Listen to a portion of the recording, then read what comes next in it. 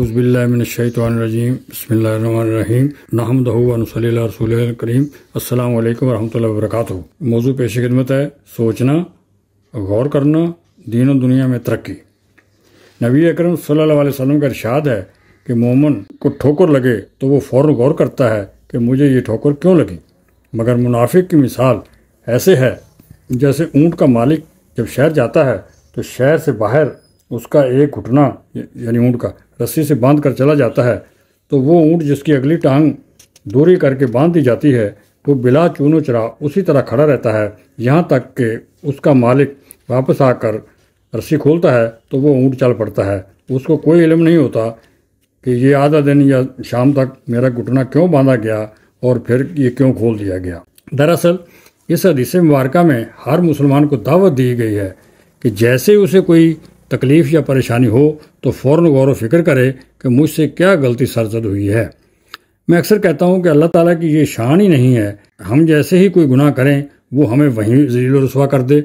اب یہ شان کریمی ہے کہ وہ پھر بعد میں انسان کو اس طریقے سے باور کرواتا ہے کہ اپنی آزمائش ڈالتا ہے تاکہ میرے بندے کو احساس ہو کہ وہ کیا اپنی جان پر ظلم کر بیٹھا ہے۔ ذرا غور فرمائیں، ساتھ ہی فرماتا ہے کہ تمہاری طاقت سے زیادہ تم پر بوجھ نہیں ڈالوں گا۔ سبحان اللہ۔ سوچنے اور غور کرنے پر یاد آیا کہ واصف علی واصف رحمۃ اللہ علیہ فرماتے ہیں کہ تم نے کبھی سوچا ہے کہ جب زمین اور پانی کا رنگ ایک جیسا ہے تو پھر وہ کون ہے جو زمین سے رنگ برنگے پھول اگاتا ہے؟ قرآن پاک میں اللہ تعالیٰ نے اپنی نشانیوں پر غور کرنے پر بار بار ارشاد فرمایا ہے۔ فورڈ کمپنی کاروں کی دنیا میں امریکہ کی ایک بڑی کمپنی ہے۔ ایک امریکی صحافی فیکٹری میں گیا اور اس نے کہا کہ مجھے اس شخص سے ملنا ہے جس کی 4000 لوگوں میں سب سے زیادہ تنخواہ ہے۔ فورڈ صاحب صحافی کو لے کر فیکٹری کے اندر چلے گئے اور مشینوں کے شور میں ایک چھوٹا سا کمرہ بنا ہوا تھا، اس کا دروازہ کھولا تو سامنے ایک کرسی اور میز پڑا تھا۔ ایک شخص کرسی پر بیٹھا، ٹانگیں میز پر سیدھی کی ہوئی تھیں اور آنکھوں پر ہیٹ رکھ کر بظاہر وہ سویا ہوا تھا۔ اس نے فوراً منہ سے ہیٹ ہٹاتے ہوئے کہا، آئیے، کیسے آنا ہوا؟ اس پر فیکٹری کے مالک نے کہا کہ سوری، آپ کو ڈسٹرب کیا، اور ساتھ ہی وہ مجھے لے کر کمرے سے باہر آ گئے۔ باہر آ کر اب یہ صحافی بتا رہا ہے، باہر آ کر مسٹر فورڈ اس صحافی سے کہنے لگے کہ یہ وہ شخص ہے جس کو میں سب سے زیادہ تنخواہ دیتا ہوں۔ حیرت زدہ صحافی نے کہا کہ یہ تو کچھ بھی نہیں کرتا، سارا دن سوتا رہتا ہے، پھر اتنی بڑی تنخواہ کا کیا مطلب ہے؟ تو مسٹر فورڈ نے کہا کہ یہ بندہ سارا دن سوچتا رہتا ہے اور پھر چند ہی دنوں میں کار کا ایک نیا ڈیزائن بنا کر کاغذ ہمیں تھما دیتا ہے، پھر وہ ہماری کار دنیا میں تہلکہ مچا دیتی ہے۔ ویسے بھی دنیا میں جتنے بڑے بڑے آئیڈیاز مارز وجود میں آئے وہ لوگوں کی سوچ اور غور و فکر کا ہی نتیجہ ہیں۔ سوچنا تو ہم بھول ہی گئے ہیں۔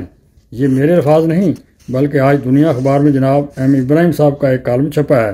اس میں وہ کہتے ہیں کہ انسان واحد جاندار ہے جو منظم انداز سے سوچنا جانتا ہے۔ سوال صرف جاننے کا نہیں، سوچنے کا ہے۔ ہم میں سے بہت سے ہیں جنہیں بہت سے کام آتے ہیں مگر کام وہ کرتے ہی نہیں۔ کسی بھی کام کو جاننا اور بات ہے اور کام کرنا اور بات۔ آپ کو اپنے ارد گرد ایسے کئی لوگ ملیں گے جو تھوڑی بہت مہارت کا حامل ہونے کے باوجود اپنا وقت فضول باتوں اور لا حاصل سرگرمیوں میں کھپا دیتے ہیں مگر کام کے معاملے میں سنجیدہ ہونے کا نہیں سوچتے۔ اور سچ تو یہ ہے کہ سوچنے کے بارے میں ذرا بھی نہیں سوچا جاتا۔ یہ بات کسی بھی انسان کے لیے شرمناک ہے کہ سوچے سمجھے بغیر زندگی بسر کر لے۔ سوچنے کے صلاحیت سے مالا مال ہونے کی بنیاد پر انسان بہت کچھ کرتا آیا ہے اور بہت کچھ کر سکتا ہے۔ سوچنے کا عمل ہی اسے کائنات میں ممتاز مقام عطا کرتا ہے۔ اللہ تعالیٰ نے اپنے کرم سے انسان کو سوچنے کی انفرادی صفت عطا فرمائی ہے۔ ایک مغربی مفکر ہومز نے کیا خوب کہا ہے کہ کسی نئے خیال کی بدولت وسعت پانے والا ذہن اپنی پچھلی پوزیشن دوبارہ حاصل نہیں کر پاتا۔ اس سے یہ ثابت ہوتا ہے کہ ذہن صرف بڑھنا جانتا ہے، پیچھے ہٹنا اس کی فطرت نہیں۔ جنہوں نے علوم و فنون میں حیرت انگیز پیش رفت یقینی بنائی وہ صرف سوچنے، لکھنے اور پڑھنے پڑھانے کے مراحل سے گزر کر ہی بنا سکے۔ جنہیں کامیاب ہونا ہو، کچھ کر دکھانا ہو، وہ سوچنے پر خصوصی توجہ دیتے ہیں۔ وہ اچھی طرح جانتے ہیں کہ اس دنیا میں وہی کچھ کر پایا ہے جس نے ڈھنگ سے سوچنا اور خیالات کو محفوظ کرنا سیکھا۔ چینل کو سبسکرائب کرنا یا ویڈیو لائک کرنا یہ آپ کی اپنی مرضی پر ہے۔ ہماری ریکویسٹ یہ ہے کہ اگر آپ کو یہ اللہ تعالیٰ دل میں ڈال رہا ہے کہ اس سے کسی کا فائدہ ہو سکتا ہے تو اپنے عزیز و اقارب سے اس کو شیئر ضرور کیجیے گا۔ بہت بہت شکریہ، جزاک اللہ، فی امان اللہ، السلام علیکم ورحمۃ اللہ۔